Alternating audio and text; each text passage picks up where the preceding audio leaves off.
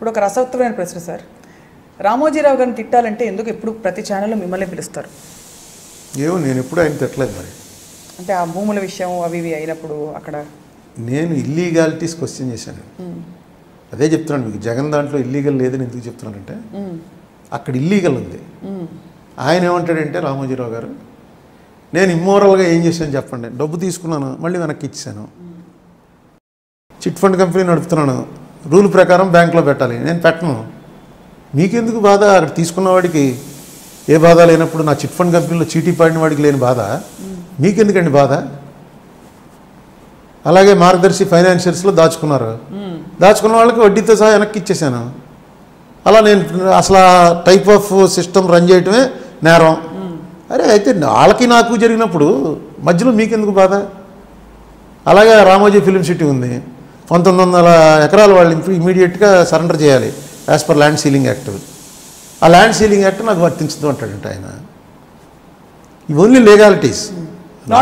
రామోజీరావు జనం అంత సొమ్ము తినేసాడని కానీ నేను ఎప్పుడు అనలే. అంత పీక్లో ఉన్నప్పుడు కూడా రామోజీరావు దగ్గర మేము కాంగ్రెస్ వాళ్ళం, ఆయన యాంటీ కాంగ్రెస్ అని తెలిసి కూడా మా ఫ్యామిలీ ఆయన దగ్గర డబ్బులు దాచుకోబట్టే గొడవ అంతా వచ్చింది. డబ్బులు కరెక్ట్గానే పే చేశాడుగా, నేను పే చేయలేదని ఎప్పుడు అనలేదుగా. ఇప్పుడు కూడా ఆయన ఆ మేనేజ్మెంట్ తెలుసు ఆయనకి. మీకు ఎవరికి తెలియని రహస్యం ఏంటంటే ఆయన యాంటీ కాంగ్రెస్ అని అనుకుంటాం, కానీ కాంగ్రెస్లో ఆయనకున్నంత పలుకుబడి బీజేపీ టీడీపీలో లేదు. ఆయన డెవలప్మెంట్ అంతా కాంగ్రెస్సే.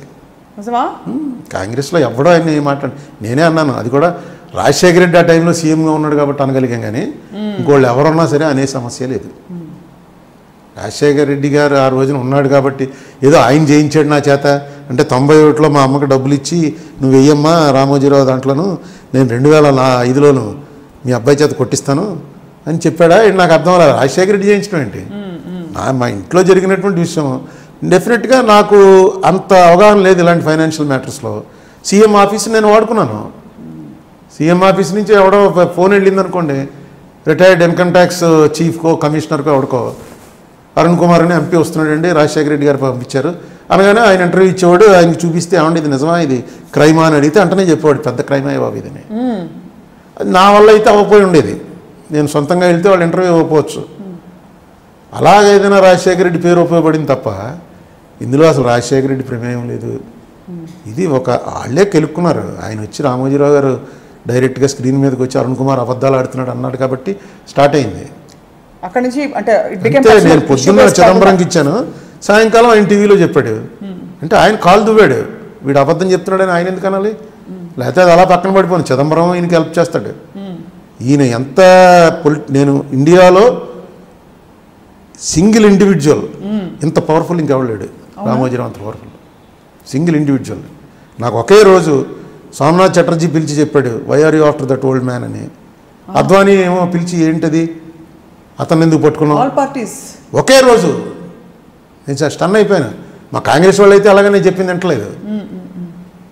వాళ్ళు సిపిఎం బీజేపీ అసలు మొహం చూసుకున్నటువంటి రెండు పార్టీల వాళ్ళకి రామోజీరావు కావాల్సిన వాడు. కాంగ్రెస్ పార్టీ మీద రోజు తిడుతూ ఉంటాడు ఆయన, అయినా సరే వీళ్ళకి కూడా కావాల్సిన వాడు. ఇంకా నేను ఎంతవాడిని, బట్ స్టిల్ ఇంకా ఉన్నాయి హైకోర్టులో నడుస్తుంది. ఎందుకంటే అది చట్టవిరుద్ధంగా చేశాడు, ఆయనకి తెలుసు అది. ఇప్పుడు ఏదో గవర్నమెంట్ ఉంది కాబట్టి కొట్టించేసుకోమని చెప్పి కూడా మొన్న వాళ్ళ ప్లేడర్కి చెప్పాను నేను. ఏదో చేసి కొట్టించేసుకోండి, అది చాలా అన్యాయం. ఇది ఒక మనిషి చట్టవిరుద్ధంగా నడవచ్చని హిస్టరీలో రికార్డ్ అయితే చాలా బ్యాడ్. ఏదో చెప్పి గవర్నమెంట్ ఏమి ఎవరిని మోసం చేసినట్టు ఏం కనపడలేదు కాబట్టి ఇంకెప్పుడు ఎవడో చేయకుండా అక్కడ ఫర్గివ్ చేసేసేయచ్చు. ఎందుకంటే ఏమి ఇతను డబ్బు ఎవరికి ఎగ్గొట్టిన కంప్లైంట్ లేవు, ఇక ముందు చేయకండి, బెటర్ టు క్లోజ్ ఇట్ అంటారు. క్లోజ్ అయితే మంచిది, లేకపోతే హిస్టరీలో రికార్డ్ అయిపోతుంది. Directly violated the loss.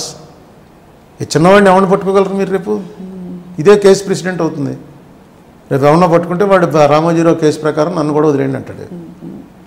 So మొత్తం మీద సార్ రాష్ట్ర విభజన మీకు మనస్కరించిందా? ఇప్పుడు కాస్త సెటిల్ అవుతున్నారా ఆలోచన? నేను ఎప్పుడు రాష్ట్ర విభజనకు వ్యతిరేకం కాదండి. నేను రాష్ట్ర విభజన ఎప్పుడూ వ్యతిరేకించలేదు. ఎందుకంటే ఇది ఇలా రావణ కాష్టం రగులుతూనే ఉంటుంది. చిన్నప్పటి నుంచి చూస్తున్నాం మనం. తెలంగాణ వాళ్ళకు పెద్ద ఫీలింగ్ ఏంటంటే ఆంధ్ర వాళ్ళు మమ్మల్ని ఎక్స్ప్లాయిట్ చేస్తున్నారని. ఆంధ్ర వాళ్ళు దాన్ని కాపాడడానికి ఏం ప్రయత్నం చేయలేదు. అంటే కాదు ఇదేం లేదు, చెప్పారు కదా సార్, పదే పదే డిబేట్స్లో చెప్పేవాళ్ళు, టీవీ ఛానల్స్లో అక్కడ ఇక్కడ. ఏం చెప్తారు, ఏం చెప్పినా తెలంగాణ అలా బతికించే 55 నుంచి ఆ ఫీలింగ్ అలా బతికించి ఉంచారు.